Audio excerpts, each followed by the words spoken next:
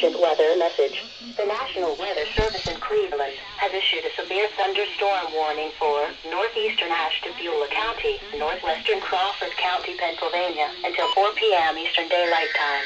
At 3:09 p.m. Eastern Daylight Time, the National Weather Service Doppler radar indicated a severe thunderstorm capable of producing quarter-size hail and damaging winds in excess of 60 miles per hour. This storm was located near Andover and moving northeast at 35 miles per hour. Locations impacted include rural eastern Ashtabula County, rural western Crawford County, rural northwestern Crawford County, rural northern Crawford County. This is a dangerous storm. Seek shelter inside now and stay away from windows. Repeating, a severe thunderstorm warning has been issued until 4 p.m. Eastern Daylight Time for the following counties: Ashtabula County, Ohio, and Crawford County, Pennsylvania.